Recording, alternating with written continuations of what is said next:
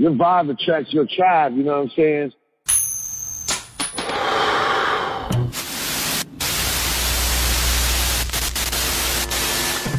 Welcome to Random Rants. I'm your host, Willy Biggs. On this episode, we are going to be speaking with ex-freeskier, now voice actor, and part-time drift car racer, Colby James West.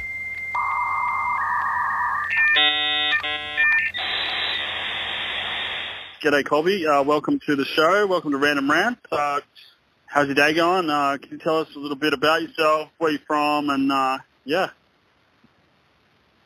G'day, mate. I'm from Melbourne, just south of Sydney. Lived there for a while. Pretty good. Just kidding. I'm actually not Australian. But still there? Yeah, I'm still here. Yeah, 100%. Just keep going. So you're originally from New Hampshire, is that correct? Can you tell us a little bit how you got it? You didn't start skiing until you were, like 12 or 13? Can you tell us how you got so quick, and basically just kind of give us a rundown on your rise to notoriety? Yeah, well, they had this program at school when I was 13 or 14 where they brought you skiing like one day a week, and so I signed up for that when I was 15, and it was like $50 or something, and I split it with my parents 3 ways, and then I skied just like on and off. And then I saved up to go to summer camp in Whistler up in British Columbia to go skiing up there. And when I was 16, I went up there, and then I got my first sponsor while I was up there. Was that Smith, you went up? Like the guy that was High North, was it, with Shane Zox back in the day? Yeah, High North ski camp with Shane Zox. Yeah, I wasn't sure how familiar you were with the old school guys, but I'm extremely familiar with all those guys. Yeah. He was basically like my I was going to say godfather in skiing, but he was more like my dad for the first part of it because he just hooked me up with everything. Like second year I went, I couldn't afford it, and he was like, "Well, just get a plane ticket and come on up, and we'll work something out." So I was a digger from when I was 17 and 18, and then I was in college for a second at 19, and then I quit, and I lived in my car for 2 years trying to like get into competitions and doing all kinds of photo shoots and stuff, and by then I had a couple sponsors that gave me like just gear and shit. So I had a 1988 Saab hatchback that I could fit in. So I slept in that and just kind of ate ramen and shit like that and slept wherever I could find a place to park overnight. And then when I was 21, I finally figured out that it wasn't just like, I mean, I knew I was good enough to do X Games, but I didn't really know. I didn't really know anybody, so I kind of more like got into like getting to know the people in the scene and like how it actually works. Like it's not necessarily like you're not just like super good. You have to be able to get into the right competitions and qualify and shit like that. So I finally figured that game out and got in when I was 21, and then I got my first medal that year, 3rd place. And then after that, it was pretty fucking easy. I mean, not really easy, but it was a lot easier than when I that's for sure. So who's the crew that you grew up with skiing? Was it Whitewaterville that you're from, the ski resort? Well, because I went to school I went to Plymouth State University, which is like down the street from Waterville Valley, and this guy Gaza, who was the head of the freestyle program there, like he just let me kind of tag along to all the events.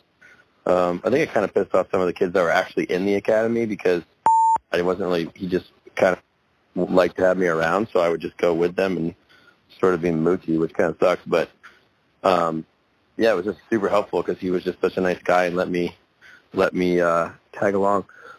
So no, I didn't go to Waterville or anything, but I definitely skied with that crew a lot, like Nick Martini and Andrew Hathaway, and those boys like from quite a while ago.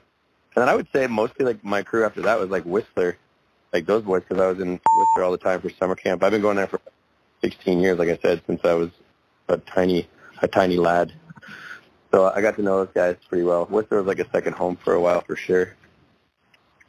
And did you do any kind of alternate training that gave you the skills to be a freeskier quick? Because obviously most kids grow up in race programs, mogul programs, in order to be able to facilitate the transition into jumping. You picked up skiing really quickly, got hooked up. Obviously, you've made an impact and you've had a skill set when you've arrived at camp, because there was a lot of kids back in the day at High North that were amazing skiers, and you've obviously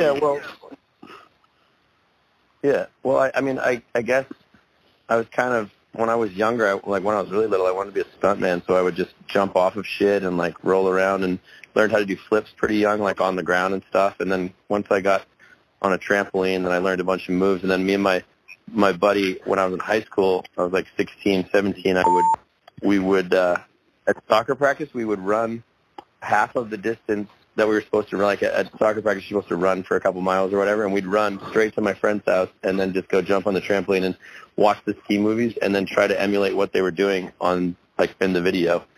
So actually, that's how I learned. And then, when I got to Whistler, it was just, I think the thing was, like, seeing the other people around me. Like, if you are training every day, all day by yourself, or not training, you're just riding or skiing. But once you go with someone, you see what's actually possible. It's such an eye-opener that I think that was really the key to getting really good at it really quickly. And so Shane Zox was pretty much the pivotal person in your life to kind of hook you up with sponsors. Can you tell us about that? And, what was it like working with Ryan Shimmies and all that kind of the Midwest All-Star kind of crew that kind of went to High North in that first year that they were open? Did you go the first year they were open or the second year? They've been around for at least 3 years by that time. Because I remember the reason I heard about the camp was there was this kid who I thought was fucking super boss at my high school who went to camp, and then my best friend went the year after him, and he was like, dude, you got to go. It's fucking sick. So when I was 16, I went up there, and it was, Shmies was a digger, I think, and Doug Bishop and his brother, they were diggers as well, and then like the Olenics, Pete Olenek and Meg and Mike, and it was just great because it was like, gaining a little family. But I didn't, Shane pretty much just hooked it up right away. He was like, well, I'll give you skis for sure. And then I remember Mike Goot, who was like the head of he was the team manager of K2. He was like, okay, well, let's go for a run, and like I'm going to name some tricks and you do them. And I was like, all right. So he just started naming tricks, and I just started doing them. And I think that was sort of like when he was like, all right, sweet, well, we'll give you some skis, and if you want to come out to all these events, you can come to that stuff with us. And it was, Can you remember a couple of the tricks that Mike Goot made you do on some of the setups that they had at High North? Yeah, I remember back in the day they had some pretty burly stuff. They had that roller coaster rail, and they had the big the down rail on the stair set. Like, they had a lot of stuff that was very progressive before, kind of ahead of their time.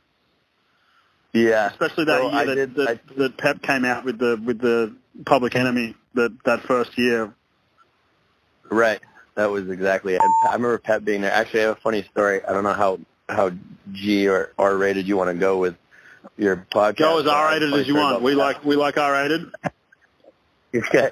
So, Pep, there was one time when my first year there, I remember skiing up to that stairs rail. It had stairs on both sides of it, and it was pretty intimidating. And all the diggers were there, and they were like, fucking hit it, pussy. And I'm just looking at, like, trying to suss out if I could actually do it. And then Pep skis up, and I remember kind of feeling relief because I'd watched Pep, and he was like a baller dude, and he was one of the coaches, so he's supposed to be like, we're the campers that they're supposed to be coaching. And he skied up, and he goes, hey, he was like, hey, what are you doing? I'm like, I was going to maybe hit this. And he goes, hey, see that string between your legs? Yeah, just pull that out real quick and hit it. And I was like, all right, okay, it's fine. And then he just did a firecracker down the staircase. And I was like, all right, well, guess I got to hit it now. And did you 270 onto it first try? Is that what the story is? Fuck no, dude. I did do the roller rail, though, when Mike Goot was telling me to do different stuff. I remember I did the roller rail, and then I did a flat spin on the hip that they had there, and then, like, I think the only other thing I did was a switch Misty 7, which nobody really did at the time. That was my sort of signature trick after that. The only reason I learned switch 7 too was because I couldn't, like, hit a jump backwards with, like, carving because I was scared I was going to put my tips. So I just kind of would take off backwards and, like, throw myself into, like, Misty towards the landing, and just somehow it came around, and I was like, oh, that's fucking sweet. So I just started doing that everywhere. And, like, the one trick that I really wish that I had gotten better was the switch double Misty. There was, like, a time later on, probably about halfway through my career, when I was thinking about doing switch double Misty because I knew how to do switch Misty so well, and I was like, I got to do this. And then right when I was trying, like I could picture everything in my head, and then Bobby Brown did it, and then like 2 other people did it, and then I was like, fuck, all right, I'm getting too old for this. If there's so much better just hucking it, you know? So can you tell me, what was it like being on the original small kind of K2 underground, free ride team with Chris Booth and Stephen Thomas and a couple of those other cats? Chris Benchella, I think, was on that team as well back in the day. Did that? Yeah, and Rory Silva. Rory Silva and Andy Mayer. And I remember Boothie for sure. I remember he did double flat spins when we were at camp. He was like 13 years old or something. I think he's like a lawyer now. He is actually a lawyer, and he actually did a Lincoln Loop to Rodeo 7. I still remember it when he did it. I was there at FMS. I should have gone to North instead. And he basically did the first double before Mike Wilson did it, and it's actually no one remembers that, and it's actually probably a really funny part of forgotten ski history that went down on that on the Horseman Glacier up there. So can you tell us, what was it like being in that tight little crew? Was it like, did they help you? Or I've heard stories that K2 were kind of a little bit Jewish in, giving money away, and they kind of undercut people in their contracts and stuff like that. Because back in the day, I remember always wanting to ride for K2, and it was such an incredible company. Can you tell us a little bit about your experience with that? Well, with ski companies, I mean, it started at the beginning, like with the way that it goes in the ski industry, at least in my experience, freestyle, is that companies will come in hot. Like, you remember around that time was like Rosignol sponsored Tanner Hall and what's his name? Evan Rapps. Evan Rapps and fucking Candide and stuff. And so like companies come in like waves, and then there was Solomon who sponsored everybody after that. And it's like K2 kind of stayed like more on a straightened course.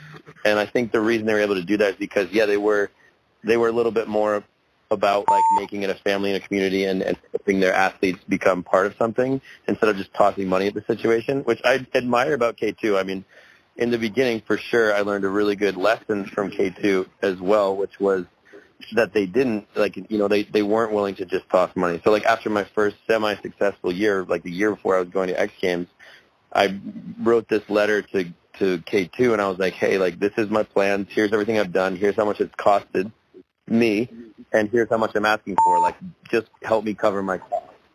And they were like, well, we can probably give you like $500. And I'm like, well, I mean, doesn't really make sense for me to do that. And I really want to be on the team. And then at the same time, Vocal offered me like $5,000, and I was like, dude, this is, how can I possibly pass this up? It was the difference between me becoming a pro skier or not. Like the $5,000 was definitely the difference, because I had no money. So it was like I either stayed with this team that I really loved and want to be a part of, or I became a pro skier. So I chose that. I chose to leave. But I really am actually thankful for K2 for being like that, because they were like, yeah, well, we have a lot to offer you, but it really taught me a lot about how the ski industry works, to realize that I only had so long as a skier, and if I really wanted to get to the heights I was going to get to, I was going to have to learn to think of it as a business and not just like, these are my bros, I have to stay with them, and this is the cool shit to do. You know what I mean? 100%. What was it like going from like a super progressive ski like the Public Enemy to like a stiff kind of straight ski that Vocal had at the time? Do you remember that? The Vocal skis were I skied on the Fuhas, what were they called? Fugitive. So I didn't ski. I mean, I skied a little bit on the Public Enemies, but I thought they were a little bit stiff and heavy. I really liked the Fuhas because they were so flexible, and I really like a thinner ski. Like, I really admired the Dina Stars, the Troublemaker, because that's, in my opinion, the Troublemaker was the best ski ever invented. That's the best park ski ever. Exactly. My favorite park ski. And so the Public Enemies, they're fucking great. So like the Public Enemies were good. They were, but they were a little bit too big. They felt a little too big for me. But the other times when I made pro models, I designed them specifically based on Unistar Troublemaker. And the Vocals were the first symmetrical ski that I skied on, and I really liked that. So, I don't have a ski sponsor. I'm not loyal to any of them, but I'd say the Vocals, I liked those the best. And from then on, with the other ski companies designing skis, I designed them based around the Vocal the vocal wall and the Dina Star Troublemakers that were thin in the waist. So those are, that was my favorite. So the Public Enemy wasn't really obviously it was my favorite nostalgic, the best look, that's for sure. So basically, you went from being on K2 with all those young grommets that ended up doing amazing things onto vocal. You're now a pro athlete. Can you tell us a little bit about that transition, what it was like to get paid for the first time and actually have a little bit of cash to be able to pay for a hotel instead of having to sleep on someone's basement floor, and basically, the transition between that and from being an up-and-comer and hungry as fuck to, actually getting into X Games and making actual proper money where you could actually pay your bills? Well, it was pretty fucking sweet. I mean, I remember the first thing I did, that when I got third at the X Games, one of the interviewers was like, hey, what are you going to do with, now what are you going to do? And I was like, people say, like, when they win the Olympics or whatever, they're like, I'm going to Disneyland, or they win something. And I was like, I'm getting a new muffler for my car, because it was like my home at the time. And then I just remember being it took me a while to be able to accept the fact that I could afford more stuff. So, like, I still was really, like, sort of, I didn't really spend a lot of money still. I still had the same mindset. But then as soon as I, got my second and then third medal, and it was like, okay, well, this is happening, and I'm just going to, I'm going to maybe get a nicer hotel room tonight, or I'm going to maybe go to this location that might not necessarily, be lucrative or help my career, but it looks like fun, so I'm just going to go anyway. And that was really the only way I spent money. I've never been on vacation, and I never really spent it in any other direction except for doing more shit, but yeah, it was really fun anyway. So how did you originally get into X Games? You were a second alternate, is that correct? I heard a story about Jakob Wester or something like that. You care to tell us about that? Yeah, I was a third alternate, actually, and it's such a weird position because in skiing, I don't know how it is now. I've competed for a couple of years, but, we were all just brothers anyway. You knew everybody, and there was no real... It's not like a super rivalry because you're still competing against, you do your best, and then it's kind of like you versus the judges. It's not like you versus each other. You know what each other can do. So it wasn't like you'd be mad at someone else for doing better than you. So anyway, it was just weird because, I didn't want anybody to get hurt, but I wanted to get in. And, two people got hurt, and so I was first alternate. And then Jakob, I remember I was talking with him, and he was like, of course fucking sucks, dude. I fucking hate this shit. I was like, well... you don't have to do it, and if you don't do it, then I get to do it. And he was like, yeah, fuck it, I'm just going to go ski backcountry and do this. And I was like, really? He was like, yeah, I can have at it. And I really appreciate that from him. He was just like, yeah, you can have my spot. And so then I got in, and I learned how to do a switch 10 that day, and then I got third. And can you tell us how did that moment change your life when you were standing on the podium at X Games? That was the Candide one, right? And basically solidified himself as the GOAT of free skiing by winning every discipline of X Games, big air, half pipe, and then slopestyle. That switch 10 he did off that bottom jump was pretty fucking amazing. That run he did was just incredible, including the 810. Switch 630 he did onto that massive rail feature. What was that like standing on a podium? Who was the guy that got second, and what was it like to be on the podium with basically the greatest people? That was one of the best X Games courses of all time. Yeah, it was insane. It was Sammy Carlson got second place. And funny enough, 2 years later when I got third again, Sammy got second again as well. But, being up there with Candy was fucking crazy. He didn't really speak much English, but it was awesome. I remember I did the guy that was giving us our medals was this dude who was I think the Patriots had won the Super Bowl that year, so he's this Patriot from a football team, and I straight-armed a monster on the podium. Or maybe that was my second year, but yeah, straight-armed a monster, and he was kind of pissed about it. But anyway, it was a really good moment. It's just, the podiums are a little different in skiing because nobody, sticks around for them. It doesn't really, there's still people there and stuff, and you see all your friends, but, it's just getting down to the bottom of the run and seeing your score was more really the podium thing for me. At the bottom, I had Jossie Wells, and Jossie had broken his collarbone in the pipe the day before, and so he came out with his shoulder in a sling, and his dad and all his brothers are there, and I think Byron, his second oldest brother, had a sign that said something about "Go Colby," and that to me was more when it was yeah, I really love this, I'm gonna keep doing this. And a little bit off subject, can you tell us about some of your experiences with the West, with the Wells family? The old man, he's a ski patroller. He's supported his kids, and they've all come up and kind of taken over. Yeah. Skiing. They're all amazing. I think Byron's had a few injuries, and he's kind of, I don't know if he's skiing pipe anymore, but potentially he is for the Olympics. Yeah. The whole family are amazing skiers. They're all really good at skateboarding. You know, Jossie paints his nails and stuff, which is a little bit weird, but, you know, each to their own. Can you tell us a little bit about growing up with those guys and, you know, just kind of, you know, about Frank and the old man and how cool he is? Bruce is the man for sure. He used to do... Sorry. They were homeschooled, and I think they had a class that Bruce taught them, which was sort of like about the competitive mindset, and I think that would be the difference between those boys and a lot of the rest of the field, is that they had someone who taught them. I remember Jossie saying very specifically his dad taught him, someone's gonna win, and why can't it be you? And I think that was really instilled in Jossie and all of the boys. I know Byron got a couple injuries. He's a helicopter pilot now, actually. But I think he's going to compete again. I'm not sure. But Jossie was just here the other day. Jossie and Jackson were here the other day on their way up to Mammoth. Well, you know, also it's funny, on one of the podiums, Jossie, the whole family, we have this handshake that we created together that if Jossie and I got on a podium together, we would do. It's super, like, teenager styles. It's fucking awesome. It's super long. It's, like, really, really long handshake. So basically, you got on the podium from X Games. Can you tell us how your life changed? And basically, you started filming with MSP. I think from memory, your signature trick was a Switch 7 double nose grab. Is that correct? I remember. Oh yeah, that one too. Yeah.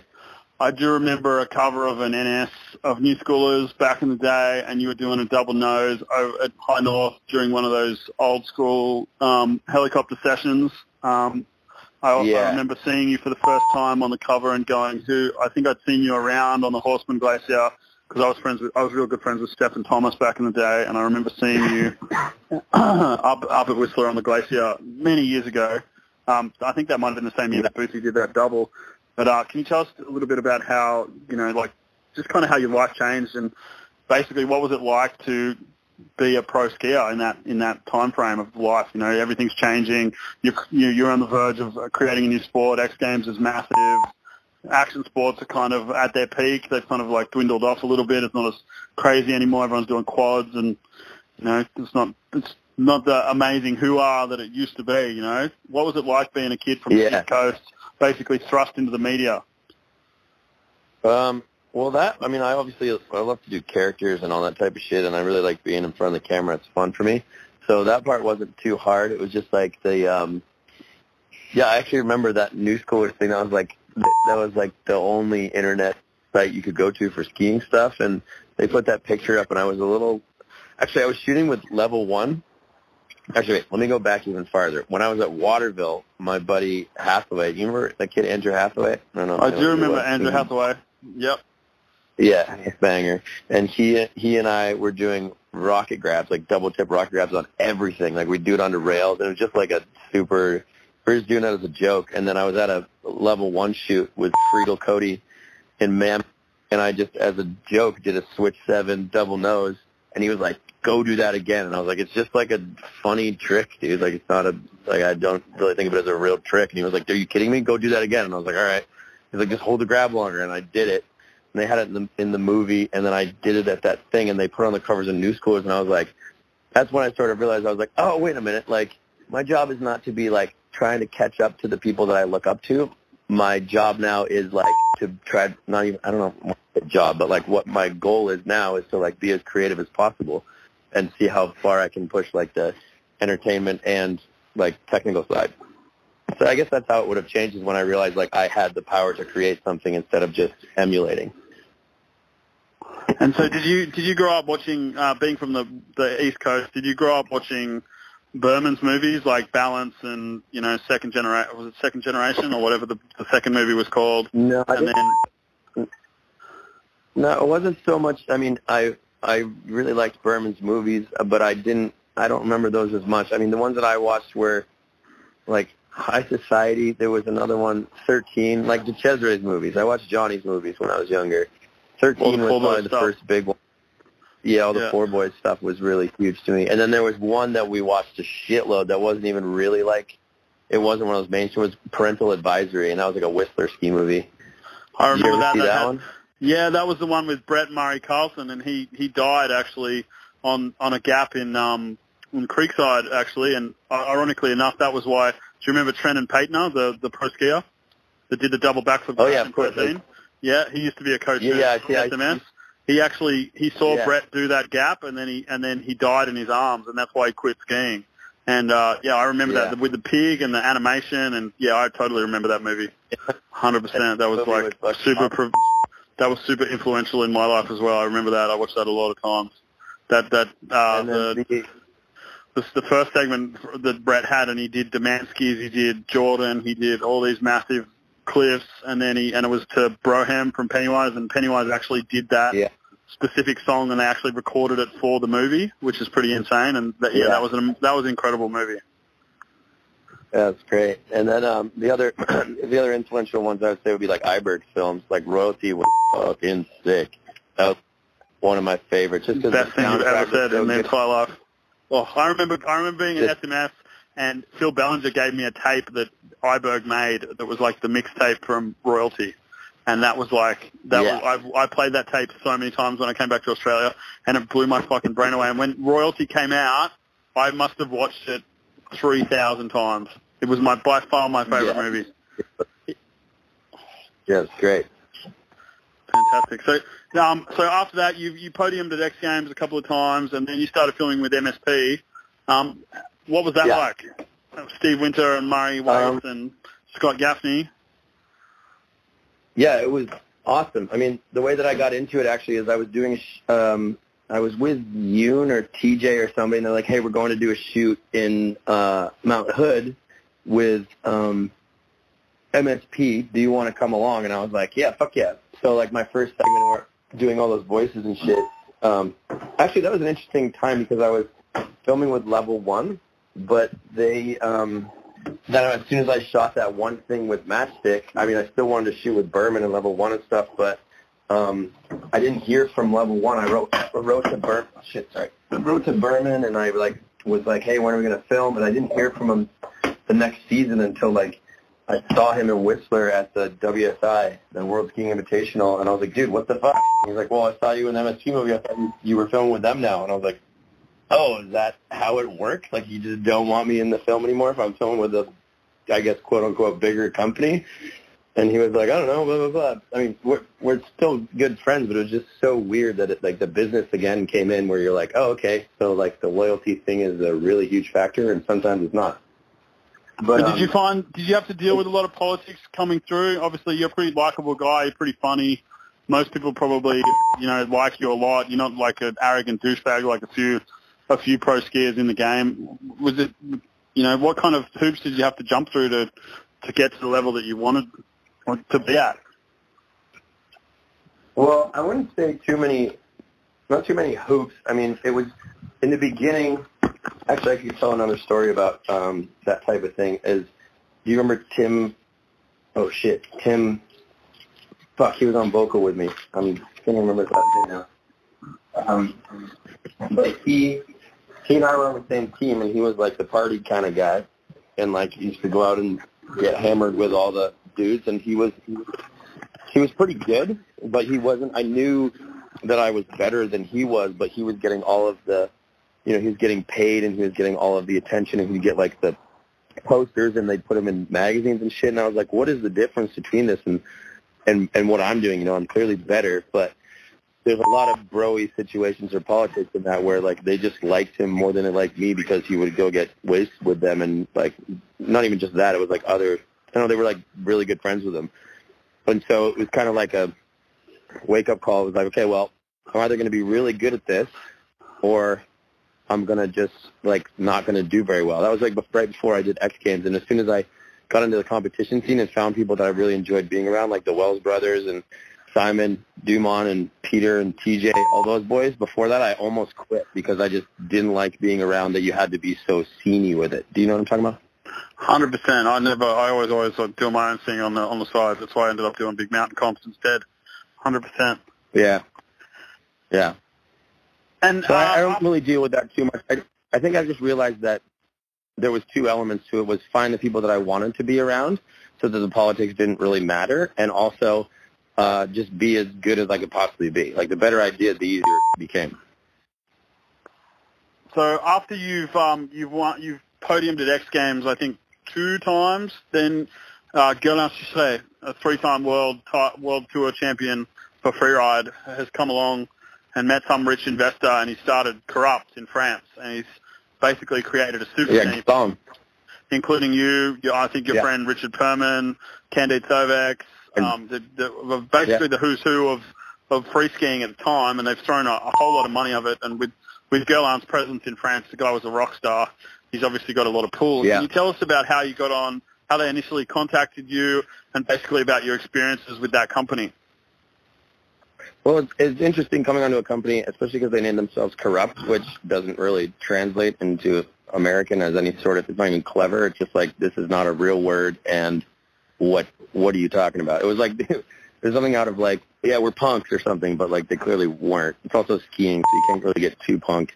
But yeah, like it was me and TJ and Dory, Justin Dory and Richie Perman, and yeah, they just kind of reached out to all of us individually. TJ called me. He was like, did Corrupt said they reached out to you too? I was like, yeah. And he was like, I don't know if I want to do it. And I was like, well, they're offering quite a bit of money. They say we can make our own skis, and we can hold our own images perfectly fine. I think it'll be sweet because like we're all really good friends, and like we could totally like we could just make it.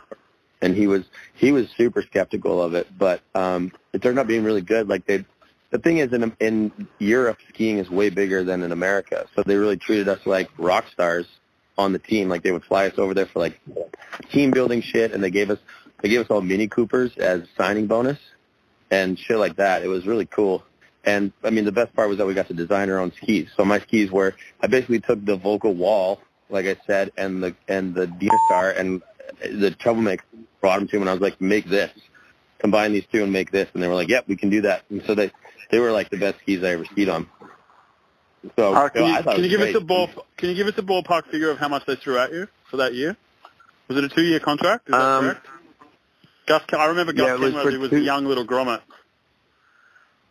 Yeah, something actually came up with that. It was like right before when I was he was definitely brand new grommet style. I mean, you could see that he was going to be something really big in skiing, but he hadn't really, just as I had to do, he hadn't really adjusted his mindset and attitude to like the actual industry. And once he did that, it was just like flying colors, does whatever he wants. But yeah, it was pretty good. I don't remember exactly. I remember it was like, it wasn't more than 6 figures. It was like just under, something like that. And I'm sure that like around the 80 mark, 80 US, something like that a year. That's pretty awesome. Was it a 2-year contract? Because I remember Corrupt was, Candide's contract would have been incredible. Obviously, he was the poster child for France. I don't know what Candide's was, but it was big. I remember at one point, Candide had 3 separate pro models from 3 different companies, all for sale at the same time. Because he was with Solomon, or he was with Dynastar, and they were still selling his pro model there. And then he immediately, the next year, went to Solomon and made a pro model with them. And then the next year went immediately to Corrupt. So at one point he had 3 pro models across 3 different things. It was so nutty. It's kind of crazy how he had not a lot of loyalty with the ski sponsor, but then with Quicksilver up until last year, he was basically their poster child for all of skiing. Right. 17 years or something like that. I think the thing is that, like, yeah, I mean, Candy is one of those that keeps not reinventing himself, but he's stayed himself throughout, and I think that he was one of those people that did a really good job of recognizing that he was the brand and that the brands around him were the ones that supported and wanted to be involved with him. So it is interesting, like the brand stuff, because I do feel a lot of loyalty to brands specifically for like what they're willing to do, but at some point it's like you have to be thinking about how long your career is going to be. Like what you're doing. Like you're not going to win X Games forever, and you're not, yeah. It's interesting. So at this point, you're on Corrupt. You're making a lot of money. I think you guys got a Mini Cooper, and you basically were pretty much on the top of the ski world. You've podiumed at X Games a couple of times. You're filming with MSP. What was that? Yeah, that was really that couple of year period like? Oh, it was awesome. I remember TJ specifically, like he was on Armada, and then he blew his knee, and then he lost almost all of his sponsors except for Monster. Monster is like probably the most loyal company on the planet. But he lost all his sponsors, and the next year Corrupt brought him on, and so he won X Games, and then blew his knee, lost all his sponsors, and then came back from his blown knee with his new sponsors and won X Games, and it was kind of like, yeah, fuck you, like, thanks for dropping me dicks, now I'm back on top. I thought that was really cool. So Armada actually dropped him. I remember when they dropped Julian Renier, actually, and they still keep the JP Julian. I'm not sure if they dropped him. It was just more like they didn't offer him anything more. Like after he won X Games, like they were kind of skateboard styles where they like consider you a pro when you get like a pro model. And because he didn't have a pro model, they literally listed him on their website as an AM, even though he'd won the U.S. Open and X Games. And he was kind of like, what is this? Well, I don't know, but I can't speak for him, but I definitely was like, how is he not a pro skier? Like, I've been watching him since I was like 17 or 18 years old when he was like 14 or 15. When he did that switch 1440 and he brought Josh Bibby down to the didn't he win slopestyle and big air at the U.S. Open? Like, 2003 or 2004, I think it was. Yeah, that switch 1440 to the bottom of the landing was just so massive. It was crazy. That was awesome. Also, I remember the year before that I went there. I was in that big air that year with TJ when he did that, and I was just having a good time. They let you do like a train, which I don't think they let you do anymore, but like in between everybody going for their actual runs, they would let everybody who was already out go down and do a train over the jump and just do whatever they wanted. It was so fun. But the year before that was probably the best trick that I've ever seen, which was it was Mikhail Deschanel doing switch cork 10 tail grab over the gap. It was like so. Yeah, and he also did a very ahead of its time. He did a switch cork 9, and then he landed on his tails on the troublemakers, and then reverted to 10. Yeah, I remember doing an interview with him and talking to him about that in Switzerland, and he actually did it on purpose. And funnily enough, and everyone's emulating Adam Delorme now, and they're all doing all these swivel bullshit little surfer tricks, and Mikhail was very ahead of his time. Yeah, for sure he was. I remember him landing it and not, because, it was just like he never left the ground. So sick. So sick. And were you there? Were you competing the first year that Mike Wilson did the double underflips, I think it was, or the Rodeo 7, the underflip 5? I don't know if I was there I remember him being there, but I didn't know him. I think maybe I was just at it. I don't think I was competing, because with K2 I went around to a bunch of the competitions. Like I was at X Games 2 years before I even competed in it, because they let me sleep on the couch there with Rory Silva and Biolo, Chris Biolo. That was the year Chris Boots was coming top 5, and then he blew his knee out by running into the gap on the big transfer. He undershot it and basically kind of ruined his park career after that. He kind of went into the backcountry. Yeah. He was a young kid. He was on the come-up. He was really, if that hadn't happened, he probably would have blown up and ended up taking over the whole sport. Yeah. I think little life incidents do that. Yeah, but at the same time, I think Chris is almost too smart for that.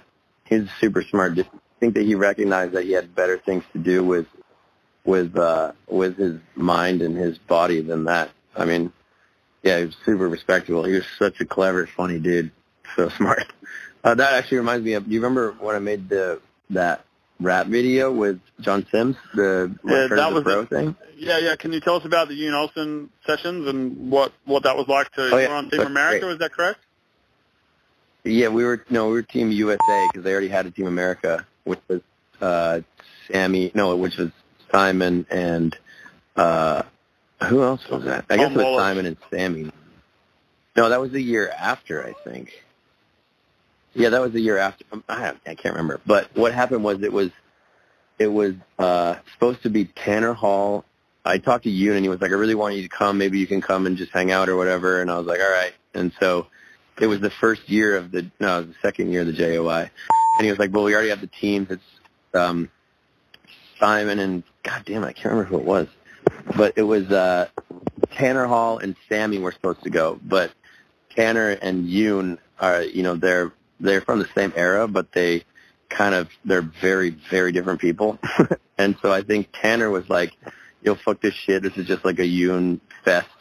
Which, I mean, it is Yoon's event, which is fine. But, like, Tanner didn't like that. And so he was like, I don't want to go. So Yoon called me again probably, like, 2 weeks before the event. And he was like, hey, Tanner dropped out. You want to go with Sammy?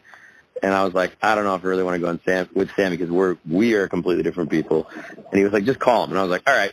So I called Sammy, and I was like, hey, man, Yoon asked me to call and see if you want to team up for JOI or for the Super Sessions.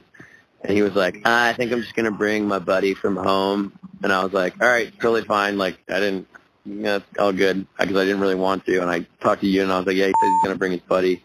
And then Sammy also was like, you know what, this is just a Yoon fucking festival. I don't want to do it. Like a week before the event. So Yoon called me. He's like, Sammy's out too. You're in. Find another person to go with.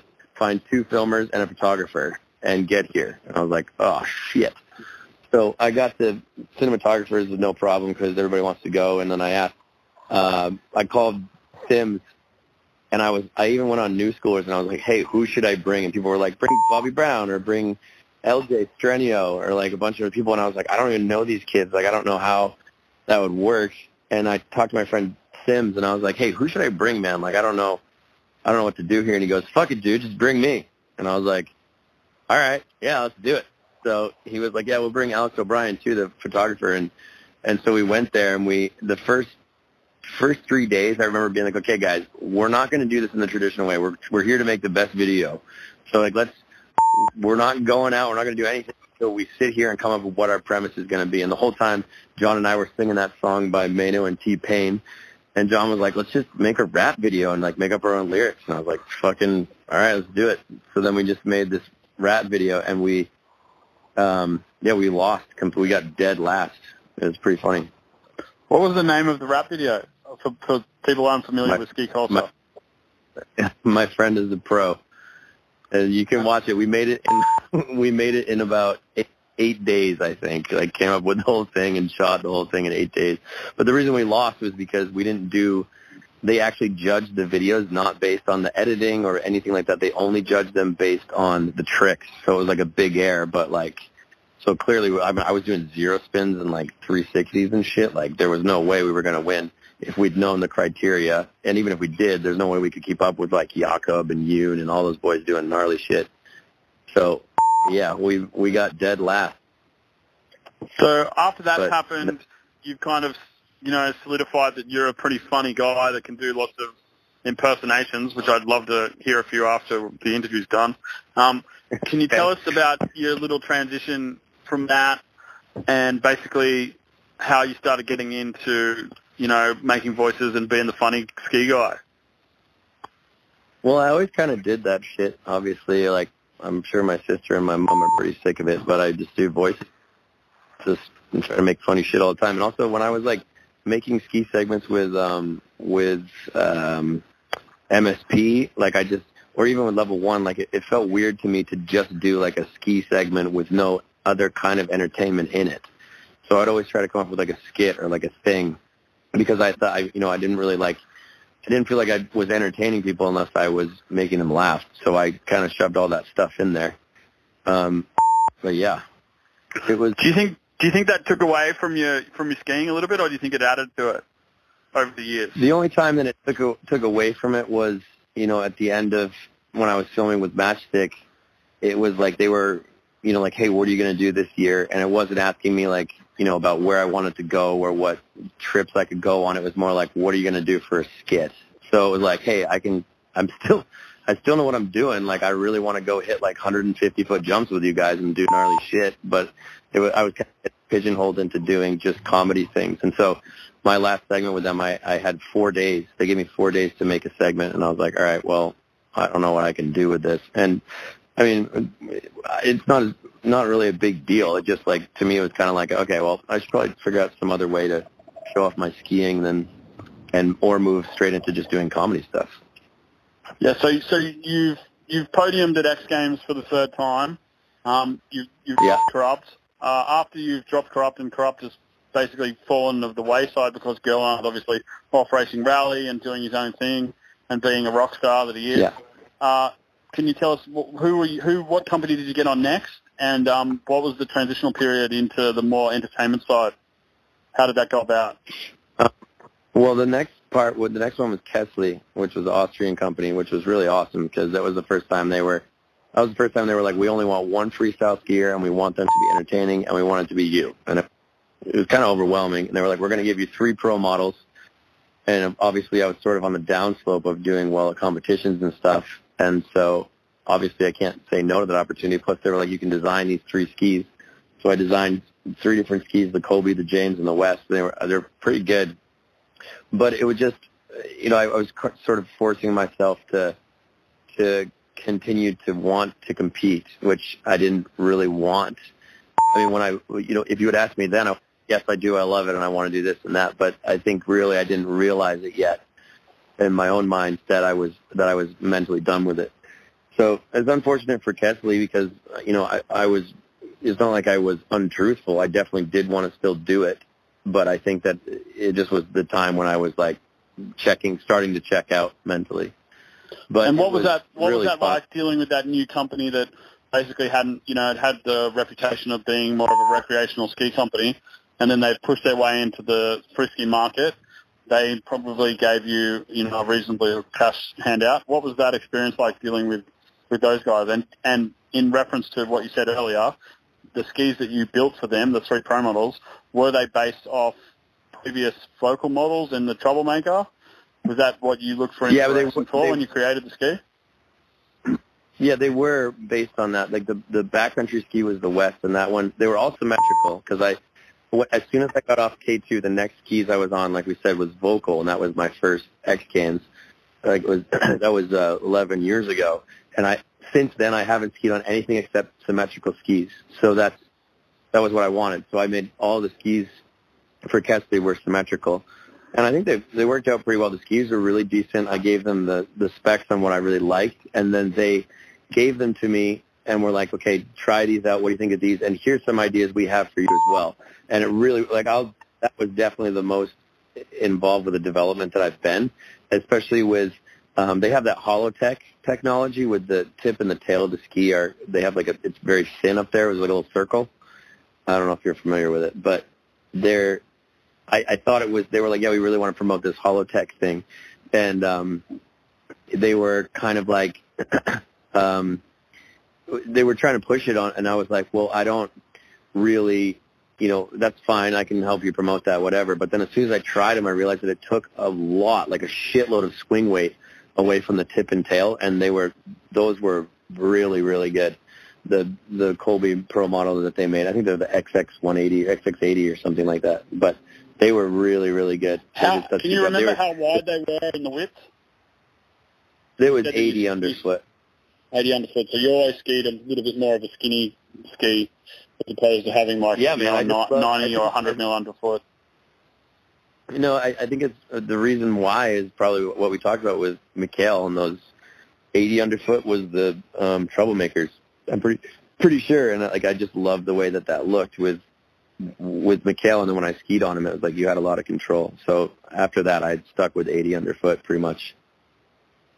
And then so as your ski career not necessarily dwindles down, you start getting into more entertainment. You've ridden for Monster for a long time, and they gave you an opportunity to do your own kind of, variety show in the tradition of like David Letterman and that kind of stuff, the Colby West show. Can you tell us about that and how you came up with the idea? I actually watched that earlier today with I saw the little segment on Dingo and the life coach and all that kind of stuff. Was quite hilarious. How did that come about? Yeah, that was the great part about Monster. I mean, I'm still with Monster, and they still, I'm going to X Games next week, and I'm going to help them make some video content and do some live stuff at Summer X Games, and they've just been amazing. I've been with them, like I said, for at least 11 years, and with that show, told them what I wanted. You know, I went to them. I was like, hey, I think we should do like a kind of a late night show where I interview skiers and snowboarders, not necessarily just skiing, and I want to have like a live music guest and, you know, have it be a live audience. And they were like, yeah, we will for sure support. They've supported everything that I've wanted to do. I made a commercial for them for live TV, or not live TV, for just actual, like a TV commercial spot for a product that they were coming out with. And I do voiceovers for them and a lot of other companies. I'm about to do the MSP trailer also coming out. So it's just like the other skills that I had in sort of acting or doing comedy and voices and stuff, kind of like people in skiing have been, you know, like, oh, we could get Colby to do that. So then I started doing a lot more of that type of stuff. And now I've been getting the drift car driving. So actually, I'm going to start this summer building a drift car with Monster called the Monster Maverick. It's a 1970 Ford Maverick that we're going to build into a drift car. That sounds pretty fucking awesome. Now.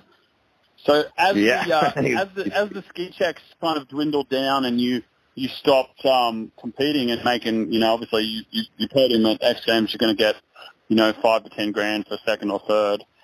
Have you been forced to get a normal job, or did you invest your cash wisely when you were getting it, and you still just, you know, doing the entertainment thing full time? Well, the entertainment thing is more like my income now. You know, it's not. I don't have the. I didn't have to get a normal job by any means because my other skills sort of transferred over into other areas that would pay. So I've been really lucky with that. It's just building it up again in a different industry. So that's kind of what I've been working on for the last 2 or 3 years since I kind of stopped skiing. So I remember you had a YouTube channel where you had a soundboard with all the different voices. Obviously you do like Optimus Prime, and you do the Aussie, and you do the Texas guy. Obviously, I'd love to hear a couple of those at the end of the interview. But what's the aim, and where would you like to take that? Obviously, you've got a Monster supporting you as a personality. You do voiceover work. Have you been in contact with any agents in Hollywood to specifically do potentially animation or, you know, get into acting and try and actually go to auditions and go that, you know, the whole dick sucking Hollywood route, excuse my French. What's the game plan and with what you want to do and in the future? Yeah, well, that's the thing is, I mean, I obviously want to be in entertainment in any sort of capacity. The voiceover stuff has kind of just come naturally, and I have more interest in making my own things, like doing a movie or doing like a TV show or something, but playing characters in general.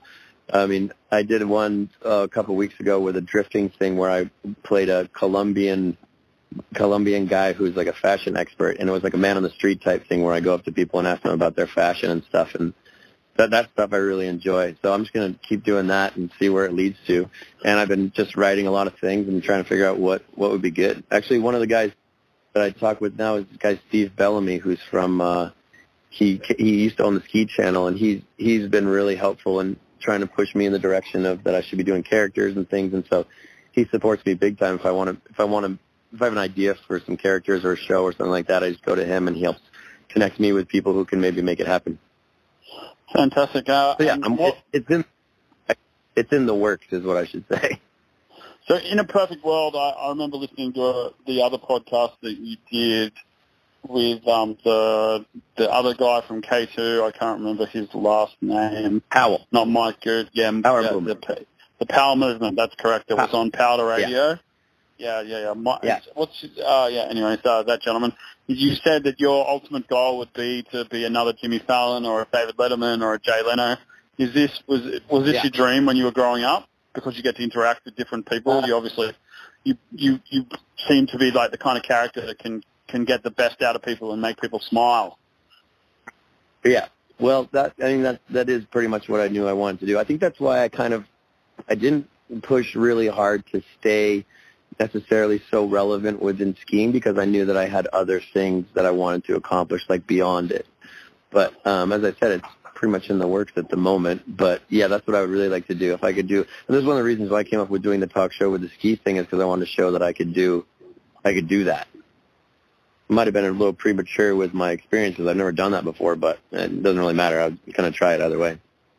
Can you do a couple of voices for us, just for the shits and giggles? Yeah. What do you want to hear, mate? whatever floats your boat. Do Optimus Prime for us. Before time began, there was the cube. We know not where it came from, only that it holds the power to create worlds and fill them with life. That's pretty much it. What about Bruno from Sacha Baron Cohen? Is that someone that you look up to? Those kind of, would you like to make character movies like that? Well, no, I mean, with Sasha, I don't like the uncomfortableness of it. There's one that I've been doing lately, which is a Colombian guy who is like a fashion expert, but he doesn't like anything, and he's never made anything. So all he does when he talks to people is just try to, like, you have a nice outfit now, but like it's bad, but that's okay. Like, it's not bad. So instead of like trying to make people feel uncomfortable, doing the characters in a way that's more like I look like the idiot instead of them. And what is it you're actually doing with that? You said you're doing a YouTube show or something like that with that character? Yeah, I did one with Donut Media. There's a drift car thing. You can look it up online, but there was one. It's called Jorge the Fashionista, George with a J. But I'd like to do more of those. I might do one of those. I'm supposed to go down to South Africa with Monster to do the Gymkhana Grid, which is Ken Block's competition. I'm going to go down there, and I'll probably try to make another one there with that same character. But yeah, those are pretty fun. So basically, to sum it up, you're in the works of doing the YouTube thing with Donut Media and Monster, and then getting into drift car racing. And have you had a lot of previous experience with driving cars and drifting in your Fast and Furious? Well, what happened? Not really. I mean, with drifting, it's kind of like the freestyle of motorsports, which I really love. It's not necessarily about how fast you're going. It's more like about how capable you are with finessing the car. And I met a bunch of the English guys for Monster who were like, mate, you like cars, right? You should come over and drive. We've got this school in Ireland. You should come over there and drive. It's a drift car school. And I was like, all right, sweet. So I lined it up, and I brought my cinematographer with me, and we made a little video about it. But once you get in the car and you try a drift car, it's fucking awesome. And so from then on, I was like, all right, I got to figure out how to get into this. This is great. All right, so I'm just going to ask you a couple of random questions to wrap up the interview. If you were homeless, what would your sign say in order to be able to get money to eat for the day? Oh, boy, that's a good one. I would say something about, like, can I borrow $1? I promise I'll give it back. If there was a pending zombie apocalypse tomorrow and you needed one weapon to kill zombies with, what would that weapon be and why? Well, I guess logically you'd probably need a shotgun, but then you'd run out of ammo. So, like, something like a machete seems good because it doesn't, you don't want to get that shit splattered all over you, and, like, a machete would maybe, like, cut pretty well, or, like, a samurai sword or something like that, although you wouldn't want to get close. I don't know. I'd probably maybe make a car that had all of the above on it and then just drive that through them. Can you tell us a couple of little goofy stories from X Games or US Open, or obviously the ski industry is not notorious for having the hottest women. Ski towns are notoriously synonymous with males and dirtbags and characters like that. Did you have any, brushes with celebrities or threesomes with groupies or anything like that back in the day? Brushes with celebrities? I don't know. Not really. I mean, I would kind of disagree with you on some ski towns. Like, Whistler has, like, the hottest chicks ever.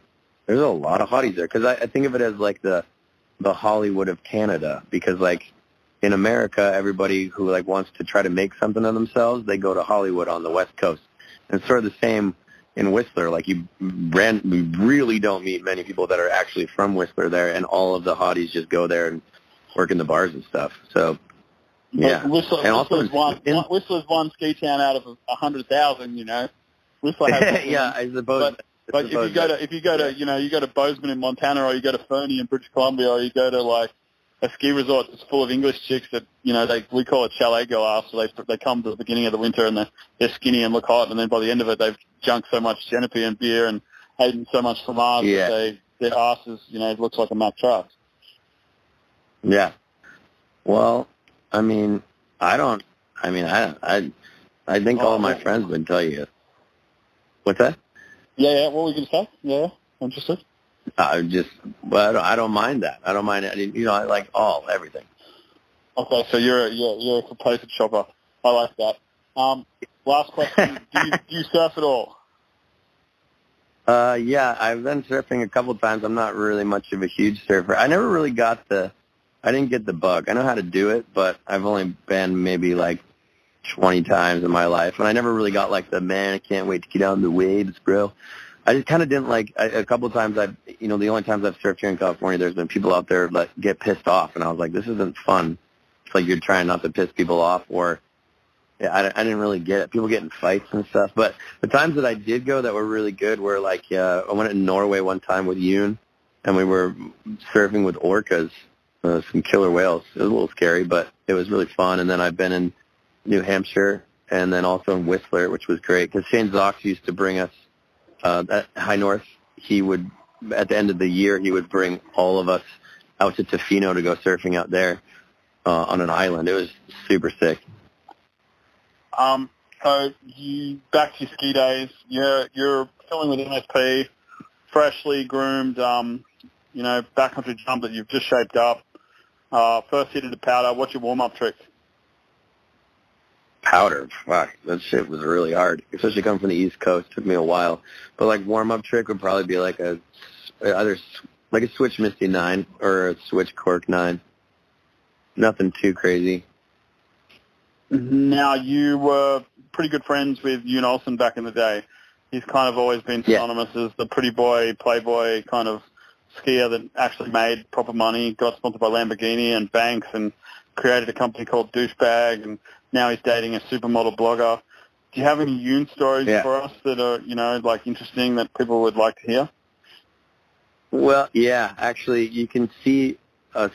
Well, I got two short ones that are he inspires me a lot, obviously, because he's really good at what he does, and he lives in his own space all the time.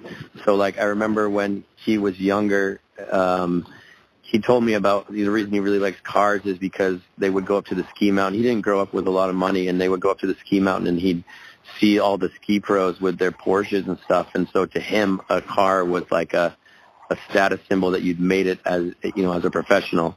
And so I think that's why he got into cars. And then also, I remember him telling me one time we were in Monaco, and he was on the phone with somebody speaking Swedish, and he gets off the phone, and he was like, ooh, I guess I got to invoice some sponsors. And I was like, why, what's up? He's like, that was my accountant, or maybe it was his mom or somebody, but they said that he was overdrawn in his bank account by 30,000 euros. And I was like, how do you do that, dude? Like, how do you be that's not even like credit debt or something. That's like you don't have money. And he was like, well, I always figured, like, if I end up having to work at McDonald's by the time I'm 30, at least I will have lived in Monaco with a fucking Lamborghini and a supermodel girlfriend. And I was like, fuck, that's pretty sweet.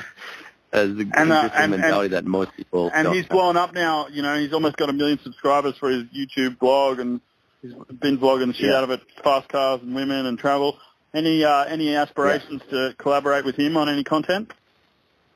Oh, maybe. I mean, I'm not.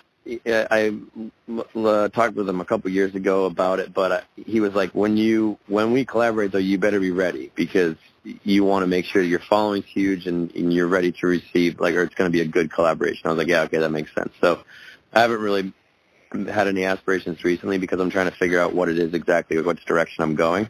But wait, I got to tell you this other story real quick, because sometimes you can see there's a scar on the inside of Yoon's bicep. And I was there when he got that shit, and it's from when he had his first Lamborghini. We were in Sweden. We went down to Gotland to the ring down there, the racing ring, and he let his buddy borrow the car, but he had racing tires that he brought with him, and he didn't put the other tires back on very well, and so his buddy borrowed the car, and we get a call from him, and he's like, "Fuck, the wheel fell off." So we go out there. And the wheel on the Lambo, while the guy was driving, had wobbled all the way off and fell off. But there was a spacer in between. Like, you'd think that would totally fuck the whole body of the car, but there was a spacer that fell down with perfect timing and landed right underneath the bumper of the car, and the spacer was completely ground down, but the car was perfectly intact. And I remember Yoon trying to change the tire out of that, and he put his arm against the exhaust on the tailpipe, and it burned him so badly. He's got this little C scar on his arm, and that was pretty gnarly. That's awesome. And do you actually go skiing anymore? Like, do you head up to Mount Baldy, or you obviously, I think you live in LA now, or up to Mammoth or Mountain High or Big Bear? Yeah, I go to Mammoth sometimes.